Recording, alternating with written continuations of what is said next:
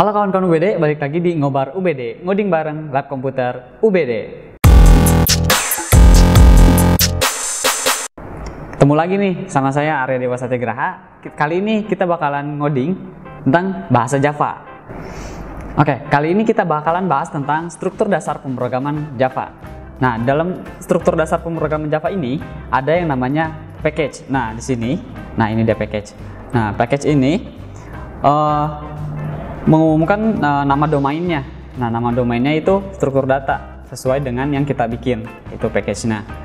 Nah, yang kedua ada import. Nah, import ini isinya adalah sebuah library yang kita panggil. Nah, di sini contohnya ada Java Util Scanner. Nah, Java Util ini adalah sebuah package-nya yang dipanggil. Nah, scanner itu adalah sebuah kelasnya. Nah, Java Util Scanner ini contohnya yaitu fungsinya buat kita masukin kayak inputan, kayak misalkan kayak ketikan, kayak masukin 1, 2, 3, ABC dan lain sebagainya. Yang ketiga ada kelas. Nah, setiap bahasa pemrograman Java itu selalu dibungkus dengan kelas karena Java ini bersifat dengan paradigma OPP. Jadi setiap pemrograman harus dibungkus dengan kelas supaya bisa diubah menjadi objek nanti supaya bisa dibaca. Nah, dalam kelas ini kita isi dengan fungsi, dengan variabel-variabel yang lainnya juga. Terus yang keempat ada metode atau fungsi. Nah, di sini contohnya kita pakai fungsinya main. Nah, main sendiri artinya itu fungsi utama. Jadi setiap pemrograman Java itu harus punya yang namanya void main. Jadi setiap kali pemrograman Java ini dijalankan, si mainnya dulu ini yang bakalan langsung dibaca daripada program-program yang lain. Nah, di dalam main kita bisa isi metode atau fungsi-fungsi atau variabel. Nah, contohnya kita bisa isi dengan statement juga bisa. Kita bisa dengan sistem outprint, misalkan hello. Nah, langsung aja kita coba. Nah, ini kita muncul. Gitu. Di dalam Java juga ada yang namanya statement dan ekspresi. Nah, statement itu adalah suatu unit sintaks yang menjalankan tugas. Nah, seperti kayak yang hello ini juga termasuk dalam statement. Ada juga kayak misalkan kita bikin variabel string A sama dengan slab. Jangan lupa titik komanya. Nah, ini salah satu statement juga. Dan kalau ekspresi itu adalah suatu unit sintaks juga yang menjalankan mengoperasikan yang menghasilkan nilai. Contohnya kayak gini. Misalkan kita pakai integer A sama dengan 1 ditambah 1. Oh, jangan A. Udah sama. B. Nah, gitu. Lalu kita cetak biar kita tahu hasilnya. Ini A, S out, ini B. Nah, ini. Jadi ekspresi itu adalah ini. Jadi ekspresi itu sebuah program yang dapat menghasilkan nilai, dan statement itu adalah yang menjalankan tugasnya aja. Gitu. Dalam Java juga ada namanya yaitu blok. Jadi setiap program itu selalu dibalut dengan blok. Blok itu dilambangkan dengan kurung kurawal dan selalu ditutup dengan kurung tutupnya. Kalau nggak ada tutupnya dia pasti error. Nah, itu. Nah, kalau yang ini namanya blok class. Jadi si kelasnya ini dibungkus, program dalam kelas ini dibungkus dengan blok. Nah, ini namanya blok class. Kalau yang ini blok void main. Ini dalamnya disebut isi blok gitu. Terus dalam pemrograman juga kita bisa menambahkan sebuah komentar. Kalau biasa kita bikin buka netbin yang baru nih, biasanya dia suka muncul komentar kayak gini. Nah, komentar itu suatu tulisan atau teks atau misalkan seperti deskripsi yang nggak bakalan dibaca sama program. Ada dua cara penulisan, yang salah satunya kayak gini, dan ada yang walaupun kita taruh di tengah juga kita bisa taruh kayak gini, slash gini. Ini komentar. Nah, tetap dia nggak bakalan muncul karena dia nggak bakalan dibaca. Ada juga kayak tadi yang di atas, kita pakai slash bintang dan diakhiri dengan bintang slash bintang. Ini juga komentar, ini juga sama. Nah, ketika kita enter, dia otomatis ada penutupnya. Ketika kita run, dia nggak bakalan kebaca gitu.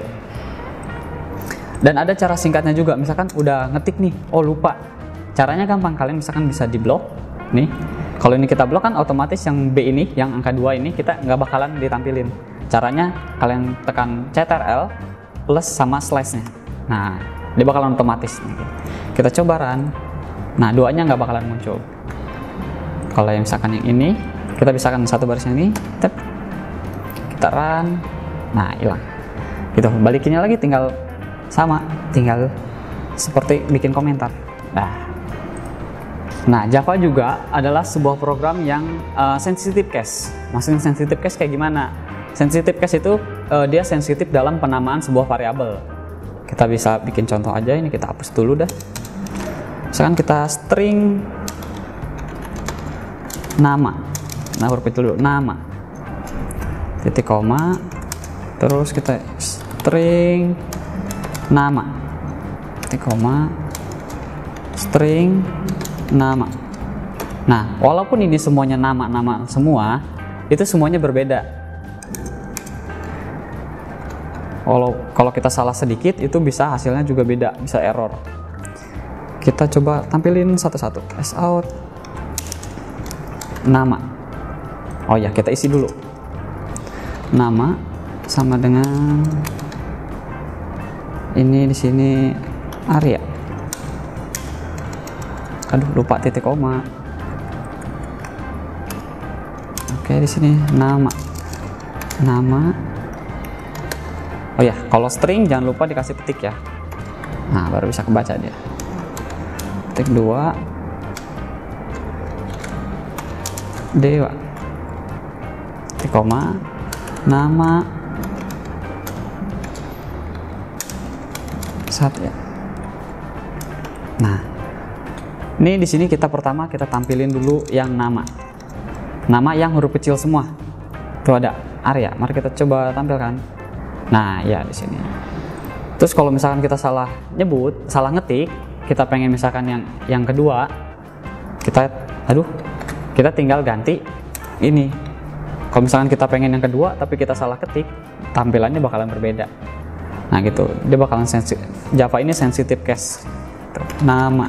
Sekarang yang Satya. Nah, gitu. Jadi setiap huruf kapital sama huruf kecilnya itu bakalan ngaruh banget. Nah, karena Java ini adalah sensitive case, jadi ada beberapa gaya penulisan dari case ini. Yang pertama ada camel case. Camel case itu dia kata pertamanya itu diawali dengan huruf kecil semua nih kayak gini. Terus kata keduanya dia diawali dengan huruf kapital gini. Nah, ini camel case. Jadi kata selanjutnya misalkan gini, dalam penamaan variabelnya ya, itu diawali dengan huruf kapital. Itu kayak gini. Nah, yang kedua ada Pascal case. Pascal case ini sama kayak camel case, cuma dia di awal penulisannya dia pakai kapital semua nih. Setiap katanya pakai kapital semua. Beda dengan camel case yang kata pertamanya itu huruf kecil semua. Kayak misalkan gini. Ini kita gini. Terus yang ketiga ada all upper. Nah, all upper ini seperti artinya itu semuanya huruf besar. Kayak yang nama yang paling bawah ini. Dia semua hurufnya, semua nama variabelnya itu pakai huruf kapital. Kayak gini. Gitu. Coba kita lihat hasilnya. Contohnya biar paham. Di sini kita ganti sama nama saya. Ini yang camel case. Ini nama saya. Dan ini uppercase. Ini kita biar bisa lihat nih, camel case. Nah, yang ini itu Pascal case. Jadi setiap programmer pasti punya gayanya masing-masing. Ada yang terbiasa pakai camel case, ada yang biasa pakai Pascal case, ada yang biasa pakai all upper. Nah gitu. Nah ini camel case, Pascal case, dan all upper. Nah, cukup sekian teman-teman untuk ngoding kali ini. Nextnya kita bakalan bahas tentang operator, kita bakalan bahas tentang input output, variabel, perulangan, dan lain sebagainya. Jadi nantikan terus ya di Ngobar UBD kali ini. Jangan lupa like, komen, dan subscribe. Cukup sekian, salam Ngobar UBD, ngoding bareng Lab Komputer UBD.